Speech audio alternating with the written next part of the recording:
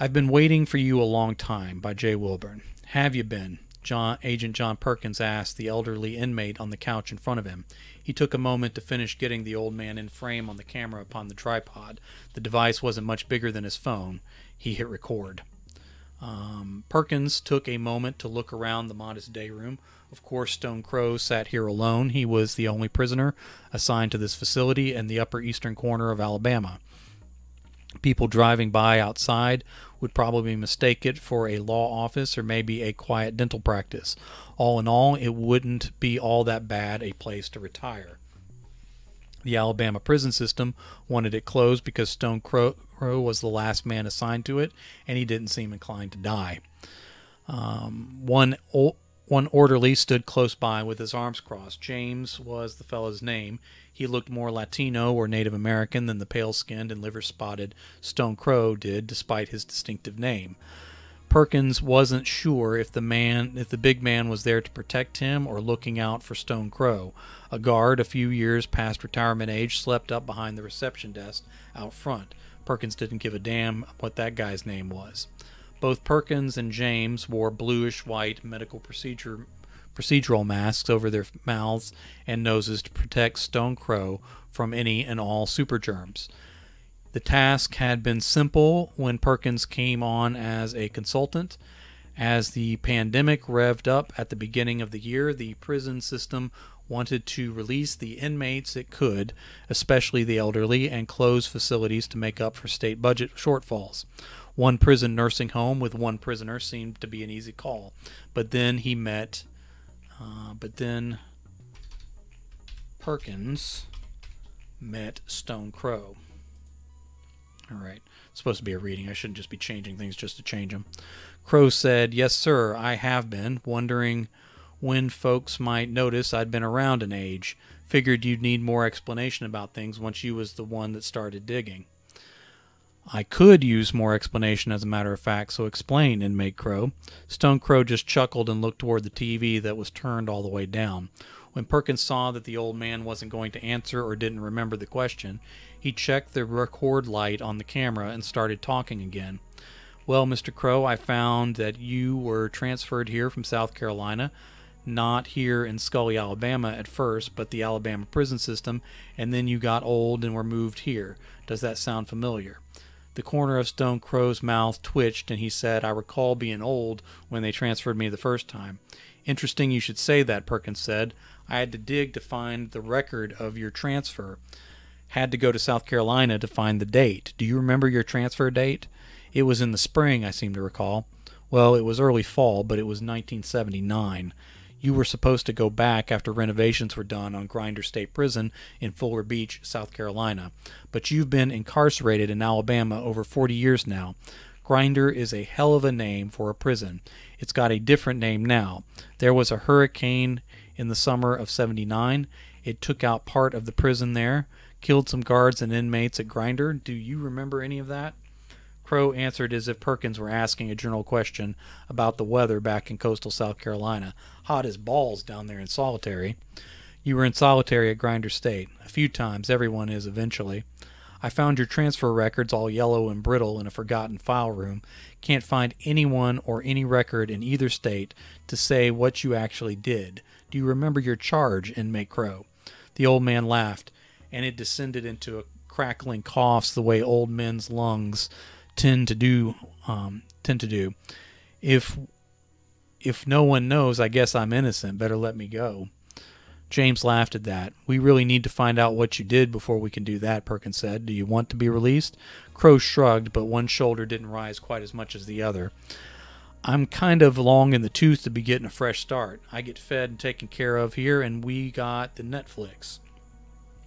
Perkins glanced at the television and shook his head. "Yeah, they aren't too thrilled paying for your upkeep. Like I've said before, I didn't ask to be kept when this all started. Do you remember that date, the date you were originally sentenced?" "It escapes me. It's been a while." "Do you know your birthday, Crow?" "It was in the spring, I seem to recall." "Do you know how old you are?" "Don't recall exactly. Do you have a ballpark guess?" Stone shook his head and his eyes lost focus as if he were staring at something far away, maybe back to his distant past. Well, Alabama was happy to transfer you back to South Carolina. James uncrossed his arms. Are you doing that in the middle of the pandemic? Perkins couldn't see the orderly's mouth through the mask, but his eyes expressed a lot. He asked the big man, "Are you afraid of losing this cushy assignment? I'll land on my feet. I'm worried about his safety." Perkins stared a moment longer and then turned his attention back onto the mysterious old man. "Turns out, Inmate Crow, that there was a snag. You weren't originally imprisoned in South Carolina either. Looks like you were transferred there from Georgia. Do you remember that at all?" "I lived in Georgia a while, went out west on some adventures, and eventually came home." Perkins waited a moment, but then continued. "Those records were even harder to find. We don't even know for sure if Georgia was your state of sentencing, or whether you were charged with a federal or state crime. Do you remember your prison assignment from Georgia?" Stone Crow sat and stayed stone still and silent this time. His face was turned away, but not at the television. He didn't seem to be focused on anything. Perkins leaned down to be sure the old man's eyes were still open. They were, but it was impossible to tell if his mind was still with them. "The only documents I could find said that you were transferred from a facility called Blood Mountain, another hell of a name for a prison. Do you remember that?" Stone Crow took a deep breath. It accented all his fragile bones through his skin. Perkins was about to go on, but Crow said there was a lot of outdoor tents when the place got crowded. A lot of nasty shit took place on those camping days. It really was way up in the mountains. Hot as hell in the summer and bitter cold in the winters. "The fact that you remember it bothers me a great deal," Perkins said, "because for the longest time I couldn't find it. Not anywhere. The Georgia prison system seemed to have no record of the place. I dug a little deeper and found that it closed in 1929. The closest town was Ringgold, Georgia. The closest prison to Ringgold today is Walker State, some 30 miles away. I found the mountain road it was supposed to be on. I even hiked some old trails up there, sure I was going to get shot by a hunter or some sovereign citizen nut job, thinking I was there to steal his guns. I found a few crumbling foundations covered in brush and old growth.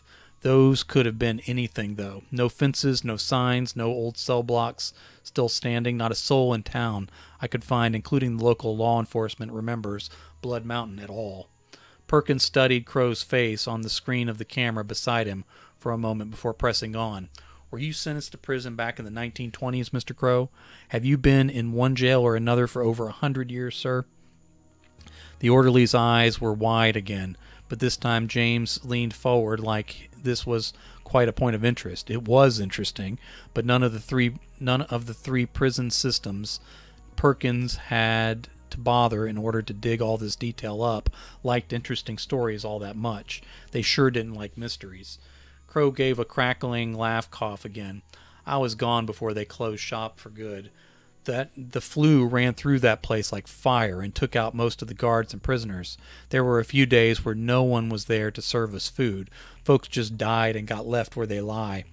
More than once I could probably have strolled right out with no one well enough to stop me. I got transferred to the grinder once all that had passed, and they needed to rebuild. Guess they decided it wasn't worth putting it back together." Perkins met eyes with James, and they leaned closer to Stone Crow, who looked very sharp and alert now. "Are you talking about the Spanish flu? You're saying you were there at Blood Mountain in 1919 and 1920, 100 years ago." Perkins wasn't big on history. This case was the most historic research he had done in an age. However, with the current pandemic, everyone knew about Spanish flu from the last century again.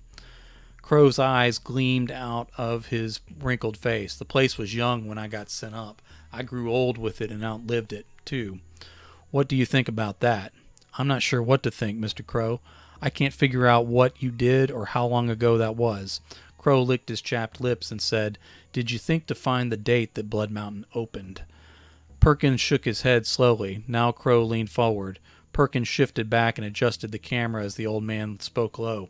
"I don't recall the date myself, but before I went in, we were riding horses instead of self-driving cars. There was no Netflix to chill to, no TV of any color, no radio neither, as I recall. What does that tell you?" If you're telling me the truth, Perkins said in an even voice, then you are maybe the oldest man on earth, and not just the oldest guest of the Alabama prison system. It's my brother's fault I got sent up, Crow said. What did your brother do? What all rats do, he squeaked. So he turned you in. What for what? Trouble out west. If you're telling the truth, the trouble would be in the cowboy and Indian days, or close to them. Those days were longer upon the earth than most people know. Crow settled back into the couch, but he kept talking.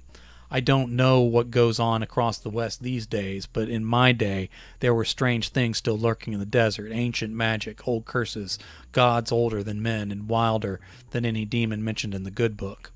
Did you encounter something unexplainable out there, Crow? Perkins asked.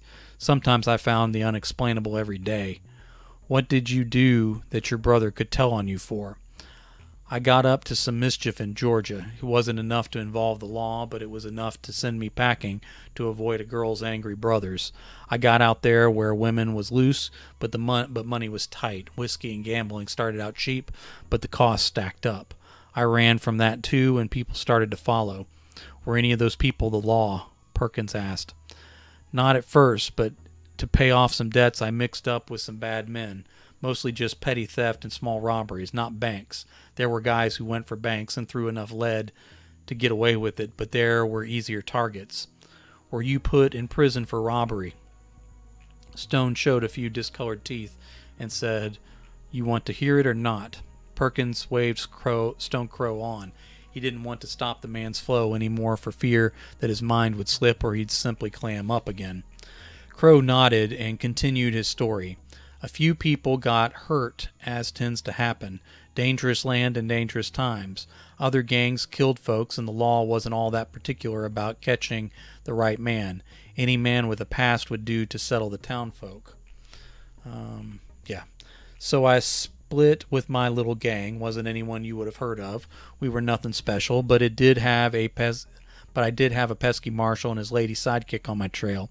I kept going west into harsher and harsher land, figuring John Law would grow tired, get lost, or his lady friend would nag him into taking her back into the more comfortable east. Should have known better. I think it were the lady that drove him on and on. After she passed, he was a lot more docile, and he visited me a number of times in Blood Mountain. Did you kill her? Perkins dared to interrupt again. Crow shook his head. No, but not for lack of trying, I'll admit. I just outlived her like I do everyone else. Crow smiled, and Perkins smiled back, but his was hidden under his mask. Outlived that marshal, too. He didn't look so good the last time he came to see me. James cut in. Did he die of Spanish flu? Crow smiled even wider, and the expression made him look insane. Nah, he died a good 25 or 30 years before all that. Just got old, and his liver or some such gave out on him. That was long before docs could do any better than to saw off your leg.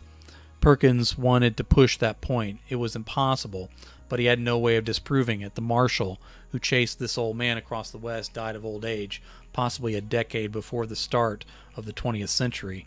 Even if the marshal were already old when they started their chase, that still made Stone Crow impossibly old now.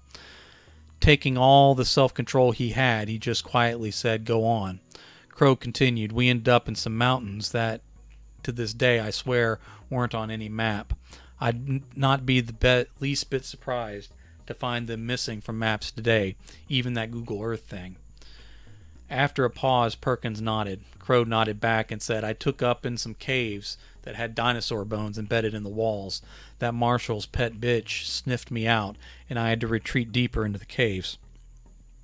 Down deeper, there was glowing moss that lit the way. There were sea creatures of impossible size fossilized down there.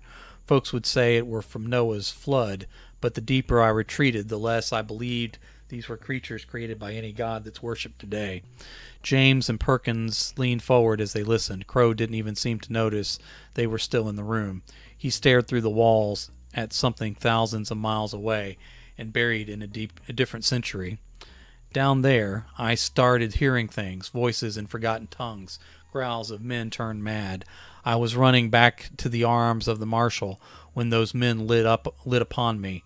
They were rotten, their skins slawed from their bones. Their eyes was black and slime oozed from their toothless mouths. They infected me with something worse than Spanish flu or this new bat virus that's got everybody worked up today. Were they zombies?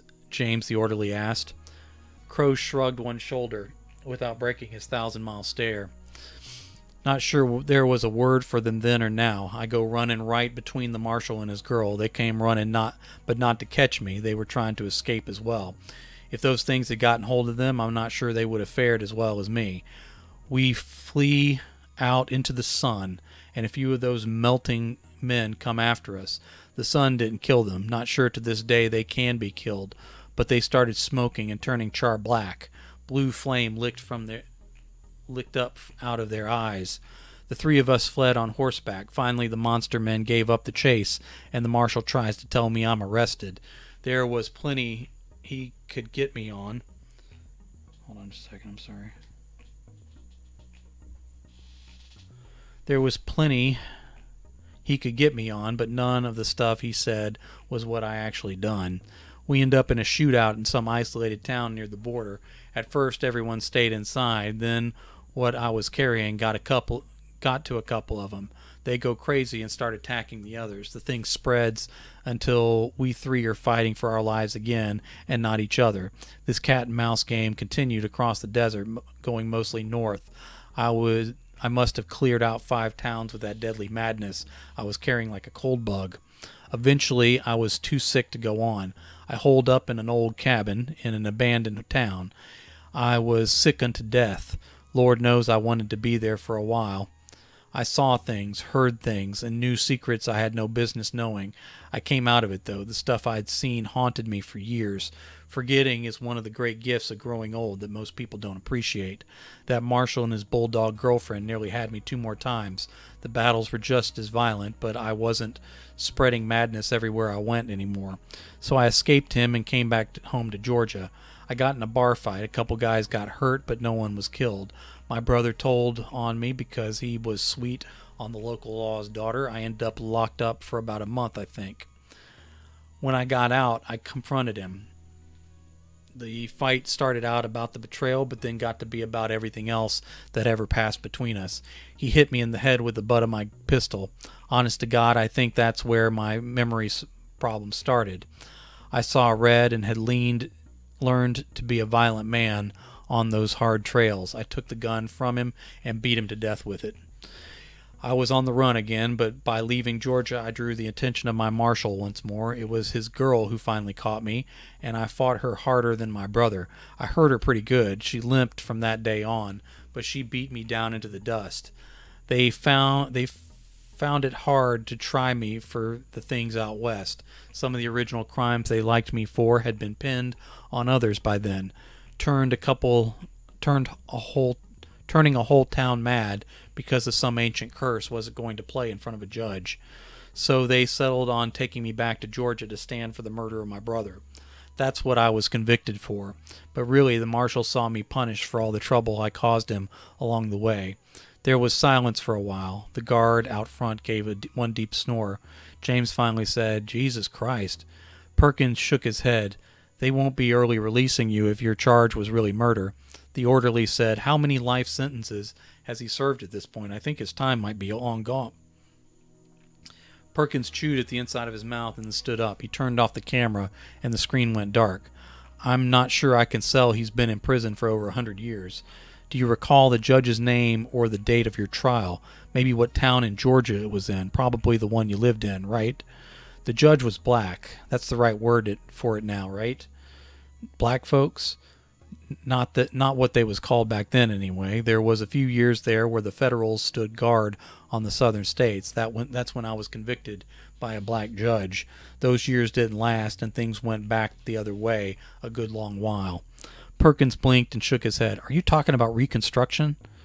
James whistled and then said, "I bet you wish you left the camera rolling." Stone Crow shook his head. "Don't recall." "The town where you grew up, the courthouse?" Stone Crow shook his head again as his eyes shifted, older, duller, wearier. "I don't recall any of those details." "Not even your hometown?" Crow's brow furrowed, but then relaxed. I've lived lots of places. They all blend together after a while. Since that spell in the cabin passed, I haven't been sick a day in my life since. Not during the first epidemic in '88, nor the big outbreak in 1919. I'll be surprised if this new virus can do anything to me either. 1888, Perkins thought. God in heaven. He took a couple tries to get the camera off the thin tripod. He pocketed the device and wrestled to get the tripod folded down and tucked under his arm. James followed Perkins to the front as Stone Crow called out, "Turn my damn TV back up." "You got the remote right next to you," James shouted back. Perkins wasn't sure why, but the fact that James shouted at Stone Crow like that made him feel a little better. The guard's snores stole that good feeling away again. The television program's sound blared back up as the pair reached the front door. The sleeping guard had never locked it back since Perkins came in. James asked, "What the hell are you going to do now? What's going to happen to him?" "I have no idea," Perkins said as he pushed the door open on the hot day outside. "I guess I'm making a trip back to Georgia, and I'm trying to track down records on a very old murder trial, maybe with a judge who presided back during damned Reconstruction. I hope to God your ward there was going by the name Stone Crow back then, too." James looked behind him and then asked, "Are you ever going to try to track down those mysterious cave he mentioned?" Perkins felt cold thinking about that, kind of outside the scope of the mystery I'm trying to solve. James nodded and stepped back from the door, probably for the best. Perkins shook his head and left. The end of the tripod hit the glass on the way out. The sound was loud and sharp, but it didn't leave a mark and didn't wake the sleepy old guard, who might well be a third of the age of the single inmate in there. "Good luck," the big orderly said before the door closed between them. Agent John Perkins took out his phone on the way to his car and held his other hand over the camera in his pocket, but he couldn't decide how the hell to report any of this.